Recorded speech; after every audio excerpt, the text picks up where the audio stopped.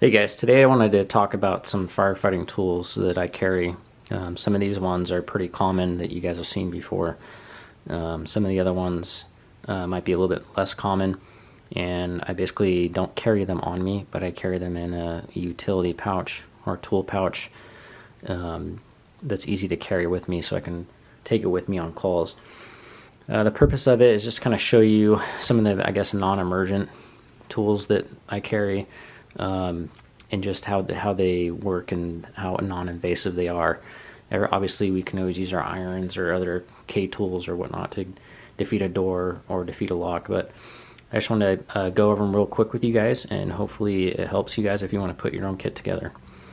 So on the left side, obviously you got your personal tool. I think it's a 28 handle. It's a shorter handle.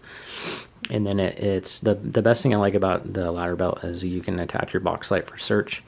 And then I have a friction swivel on it.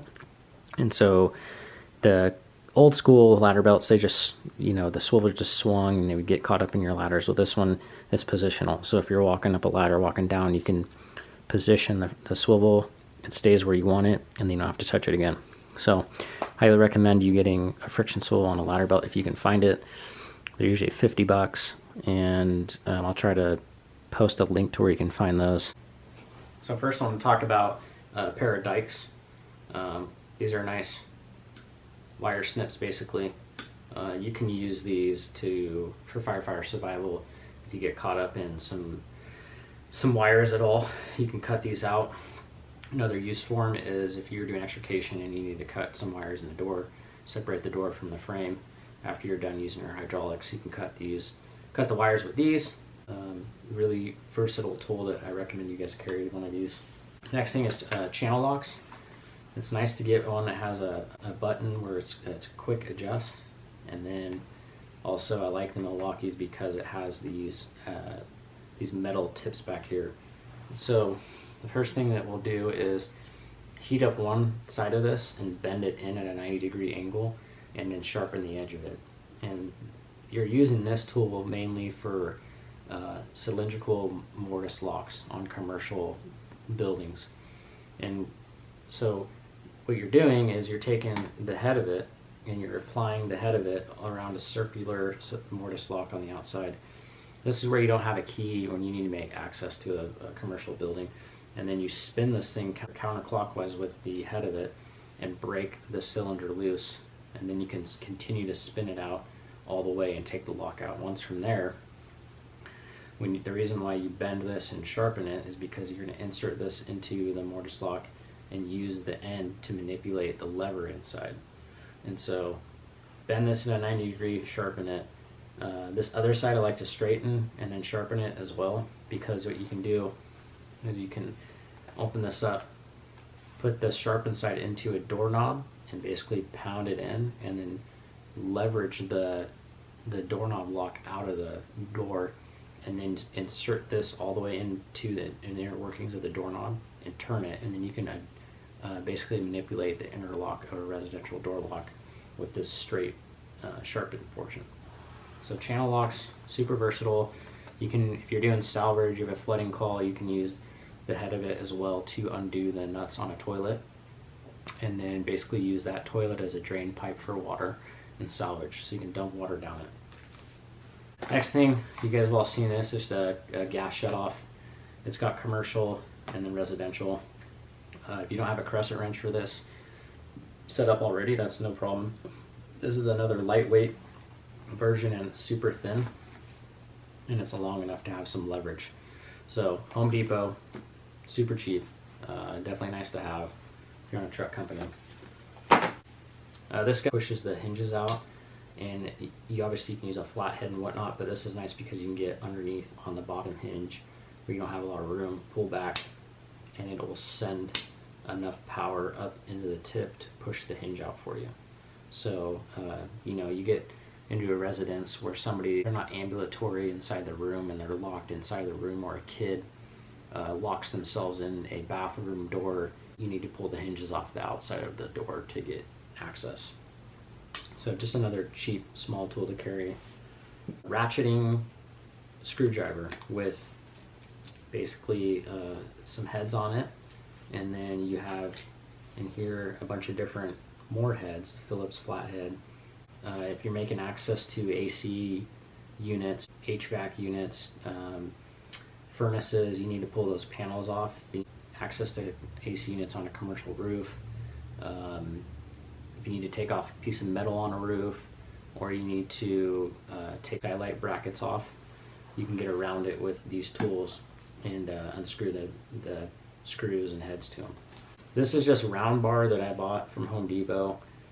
Basically it's a self-made J-hook, and so the reason I made it is all the con homes that you go to, commercial buildings where it's the middle of the night, no one's around, nobody's available to open the door, the patient is old, they can't get up, and you don't want to break the door or the lock, but you want to make access. And so with this, you can insert vertically through the door, right? You got two doors right here, you insert it between the doors. Here's the panic hardware in my hand. You get past the doors, rotate it, pull back on the panic hardware, and then you pull the door open. So you can make these, it's like 1.5 feet of round stock, and then you buy basically a rubber handle coating or tape to use for grip, and then on the other grip side for the door. Super nice to have. Along the same lines is a commercial made J-hook, and so you got a spinning knob right here, a gripping knob, and then you have the shaft itself with the end of it that goes over a doorknob. And so how this works is you insert it vertically, go in between the doors, right, on the other side of the door right now, and then basically you rotate it to one side where the lock is. So I have like basically a cylinder lock right here, and on the other side there's a doorknob. So this works by gripping the knob of it, and then you twist the tool and it twists the doorknob, which then twists the cylinder of the lock and opens it from the inside. And so if you have, the door, a lock here, if there's a keyway here and then a keyway on the outside, this is obviously not going to work. This needs to have a thumb doorknob on the inside for you to use. But really convenient if you need to get into a Best Buy or some kind of commercial building that alarm's going off and you don't have Knox keys, which is the case for where I work. You can insert this in there and try to open it up from the inside. Voltage tester. I don't know about you guys, but electricity, just, you can't see it, and you can't really trust it. So if there's ever any questions where you guys are inside and you're either doing some overhaul or you're doing a non-emergent, shoring drill where you gotta basically, you have a car into a building and there's electricity involved, or there's a wall they took out and you want to test it, it's just a simple voltage tester. So that way before you cut into a wall, if the power's on, it's super quick. You just turn it on, put it in your outlet real quick, and then you're good to go. Next is lock picking tools. So there's a couple different things you can do. You can basically get a kit from Southern. They give you this leather pouch that has these tools in it. I added this one, and then my own pocket kit that I bought on Amazon.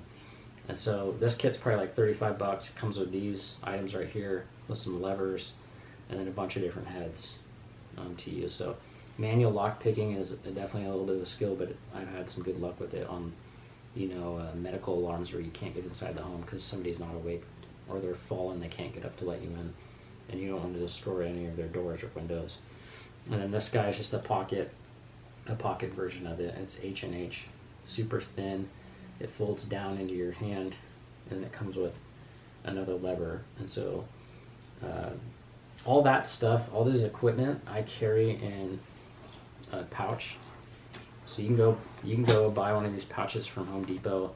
It's zippered, either in the tool department or the electrical department. They carry these, and I just carry all this stuff in here, and then I put it in the cabinet with my pack or a backpack that you have on the truck.